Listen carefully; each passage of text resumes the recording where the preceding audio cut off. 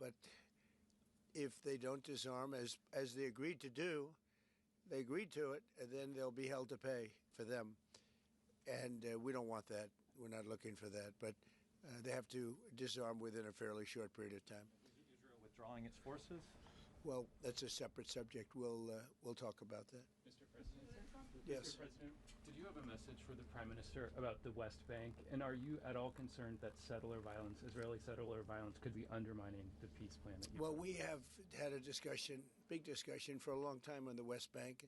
And I wouldn't say we agree on the West Bank 100%, but we will come to a conclusion on the West Bank. If I could ask, what is the disagreement? Well, I don't want to do that. It'll be announced at an appropriate time. But he will do the right thing. I know that. I know him very well. He will do the right thing. Yes? There is a growing fear of a confrontation between Israel and Turkey. How are you going to ease this tension given the fact that President Erdogan calls Mr. Netanyahu Hitler and compares Israel to the Nazis? Well, I know President Erdogan very well. And as you all know, he's a very good friend of mine. And I believe that, and I do respect him, and Bibi respects him. And they're not going to have a problem. They're not going to have a problem. I know him very well. And you've seen me do things with President Erdogan and Turkey that nobody else could have done. We're not going to have a problem. He's done a fantastic job. I'm with him all the way. I'm with Bibi all the way. Nothing's going to happen. Yes. Mr. President, are you concerned that Israel is not moving quickly enough to phase 2 of the peace plan? Well, I'm not concerned about anything that Israel's doing. I'm concerned about what other people are doing or maybe aren't doing. But I'm not concerned. They've lived up to the plan. They're strong. They're solid. And sometimes they don't understand when somebody violates something that you want to give them a second chance. Well, we'll give them a couple of second chances. But no, Israel's lived up to the plan 100%. Don't forget, we made the plan possible by taking out Iran. And speaking of Iran, I hope they're not trying to build up again, because if they are, we're going to have no choice but very quickly to eradicate that buildup. So I hope Iran is not trying to build up, as I've been reading that they're building up weapons and other things. And if they are, they're not using the sites that we obliterated, but they're using possibly different sites. We know exactly where they're going, what they're doing, and I hope they're not doing it because we don't want to waste the fuel on a B-2. It's a 37-hour trip both ways. I don't want to waste a lot of fuel. Okay? Mr. President, after your last remarks regarding the pardon request of Prime Minister Netanyahu, Herzog office told us that you have not talked after the official request of Prime Minister Netanyahu pardon. Can you clarify to us, did you talk about it? Which request are you talking about? With the President Herzog, the Israeli President Herzog. Did you talk with him directly? President Erdogan? Herzog. The Israeli President. So you're talking about pardon? Yeah. Oh, well, you got to say that. No, I think he's going to be in great shape. He's a wartime prime minister at the highest level. He's achieved tremendous success. And I'll say it, if you had 8 out of 10 prime ministers in his position right now, or before right now, maybe, you wouldn't have Israel any longer. Israel would not exist. I'd say two of them would, and 8 of them wouldn't. Those are not good odds. You needed a very special man to really carry through and really help Israel through this horrible jam. These are major factions, and it started with our negotiation with Iran. I think it probably started with Soleimani. That was really where you mentioned that today, which started with Soleimani. This is day 1 of my husband doing Tai Chi. Things hurting a lot of people, killing American soldiers and other soldiers. But it started right there, would probably be the starting point. And then from that point forward, but you have a wartime prime minister at the highest level. There could be other wartime prime ministers, but they'd lose. He won. And I think the people of Israel appreciate it. I think a lot of the people in the world appreciate it, actually. And because of that victory, we were able to get peace in the Middle East. If you had a different kind of a personality, if you had a weak person or a stupid person, and there are plenty of both of them, you would not have had success, and you might not have Israel. And you report for Israel. I know you're very proud of it, and you do a great job. You might not have a job because there might not be an Israel right now if you had a different prime minister. That's a big statement, but to me, it's a very simple statement to make. I'm looking at Pete Hegseth, and he's sort of nodding. If they don't have a strong prime minister, Pete, you might not have Israel today. I think he'll go down in the record books. And, you know, I was a big help. I'll be honest with you, big help. Somebody said in the room, if you don't have Trump, you needed a proper combination of everything. And if you didn't have that combination, which they had, you would not have an existing Israel right now. And the people of Israel know it. That's why they like me, and it's why they actually like him. He's got a little bit of a love-hate more than I do over there. But you know what? Even the haters have a lot of respect for him. There's a lot of jealousy about him. A lot of jealousy. Jealousy is a bad word. But I believe you would not have Israel right now. So it's a big deal. Yeah, please. Mr. President, a recent poll showed that as half of Gazans would be willing to leave the Gaza Strip if afforded the opportunity to do so. Back in February, you said that all Gazans should be resettled. I heard that number today. Half of Gaza would leave. I've always said it. I said if they were given the opportunity to live in a better climate, they would move. They're there because they sort of have to be. I think it would be a great opportunity. But let's see if that opportunity presents itself. But we're helping the people of Gaza a lot. So is Israel, by the way. So we'll see what happens. But I saw that it was a poll. It was actually more than half the people would leave if they were given the opportunity.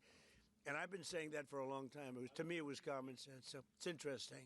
Why wouldn't countries accept them? Look, let's not talk about it because we don't want the controversy. Right now, we're helping Gaza. But if they were given the opportunity, I think even higher than that, the group that did the poll is usually, I call them negative pollsters. You have a lot of them. And yet this poll was, I think, very accurate, other than it would be more than half the people if given the opportunity. But they haven't been given that opportunity. So we'll see what happens. Mr. President, have you reached a point of understanding regarding Syria? We do have an understanding regarding Syria. Now, with Syria, you know, your new president, I respect him. He's a very strong guy, and that's what you need in Syria. You can't put a choir boy. You can't put somebody that's a perfect person. Everything's nice, no problems in life. You have the opposite there. He's a strong guy. We get along with him great. I can't ask for any more. He's been with us all the way. We had that mishap with ISIS, and he was with us all the way. He was fighting us. You know, he was fighting them. So I hope Israel, I'm sure that Israel and him will get along. I will try and make it so that they do get along. I think they will. Bibi, do you have anything to say about that? Yeah, well, our interest is to have a peaceful border with Syria. Our interest is to have, and we openly say it, we want to make sure that the border area right next to our border is safe. We don't have terrorists, we don't have attacks, and we also want to secure our Druze friends. And by the way, I think not only the Druze, but other minorities, especially the Christians, should be protected as well in Syria and throughout the Middle East and in Nigeria. In your efforts, we back completely because Christian communities are beleaguered around the world and especially in the Middle East, but in parts of Africa too. And we stand for the same thing. And don't forget, it was President Erdogan that helped very much get rid of a very bad ruler of Syria. That was President Erdogan. And he never wanted the credit for it, but he really gets a lot of credit. Bibi agrees with that. I agree with I mean, I know it. And President Erdogan should get a lot of good credit for what he did. He got rid of some very bad people. And, you know, they've been wanting to do that for 1,000 years with different names, but for 1,000 years in Syria. President Erdogan did it, and we give him a lot of credit. I give him a lot of credit. But I think it's going to work out well between Syria and Israel. Would you believe me if I told you that about Lebanon? Go ahead, please. The Lebanese government, so what we saw, is not meeting the terms of the ceasefire agreement, has failed to disarm Hezbollah, actually. in your view, should Israel strike the terrorist organization again? Well, we're going to see about that. We'll see about it. The Lebanese government is at a little bit of a disadvantage, if you think of it, with Hezbollah. But Hezbollah has been behaving badly, so we'll see what happens. How close are we to another operation of Israel in Iran? You said before the meeting with Netanyahu that you are in support of Israel if the ballistic missile project will take on and also the nuclear weapon. But after the meeting, after what you know from the intelligence, how close are we to another war with Iran? Well, I don't want to say that, but Iran may be behaving badly. It hasn't been confirmed, but if it's confirmed, look, they know the consequences. Consequences will be very powerful, maybe more powerful than the last time. Yeah. And Iran should have made a deal the last time. I gave them the option. I said, you can make a deal. Do it. I told them, do it. And they didn't believe me. Now they believe me. Do you have evidence that Iran is behaving badly, and what do you mean by that? This is just what we hear. But usually, where there's smoke, there's fire. Have you heard the expression? What do you mean related to the nuclear capabilities? Well, no, I'm hearing that they're not nuclear yet, but maybe nuclear too. The sites were obliterated, but they're looking at other sites. That's what I've heard. They're looking. So it'll take a long time. They're not going to go back to where they were, but they have other places they can go. And if they're doing that, they're making a big mistake. Yeah, please. There's no reason for them to do it.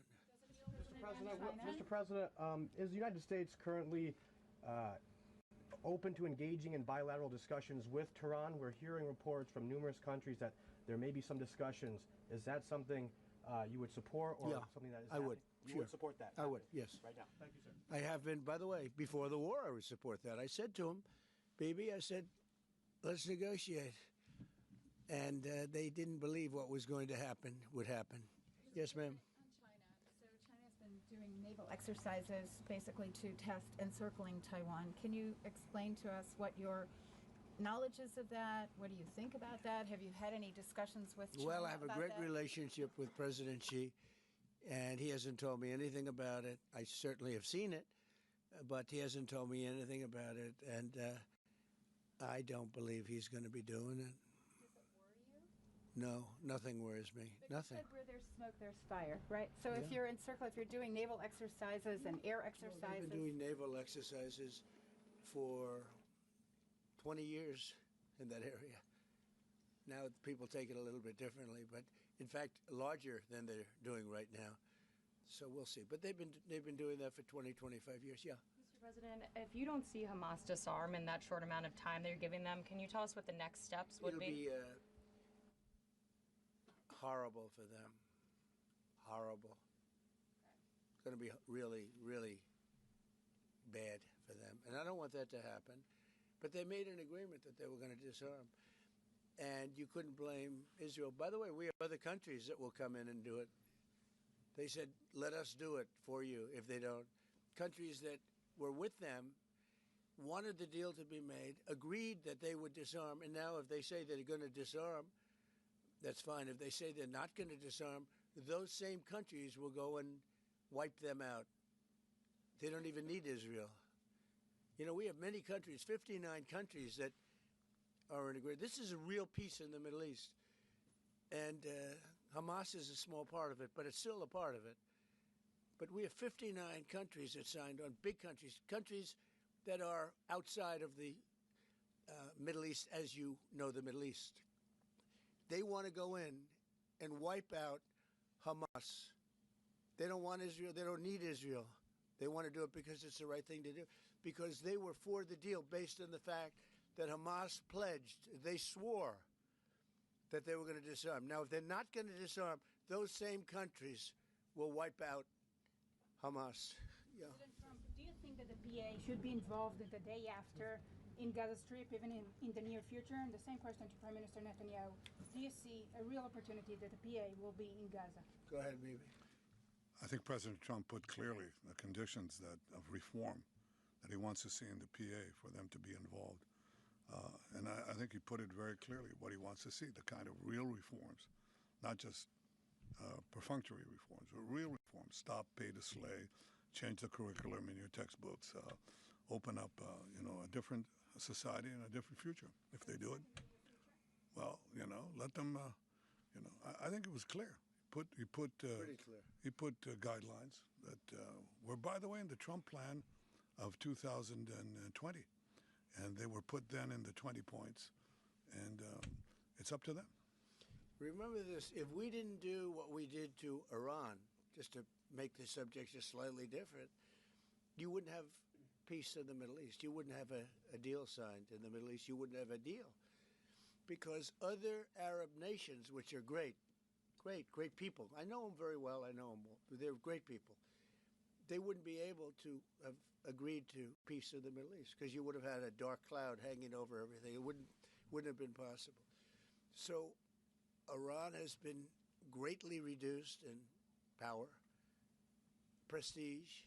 I don't want to use the word humiliation because, they're trying to build up again. But we can't let them build up because if they build up, there can't be peace in the Middle East. It was a mistake. When they wiped out Iraq and Iran were about the same power. And they fought each other with different names for 1,000 years. And then our country came out and blew up one of those two countries, namely Iraq. And all of a sudden, Iran had the whole Middle East all to itself. But that's not true anymore. That's not true anymore. Can you tell us something about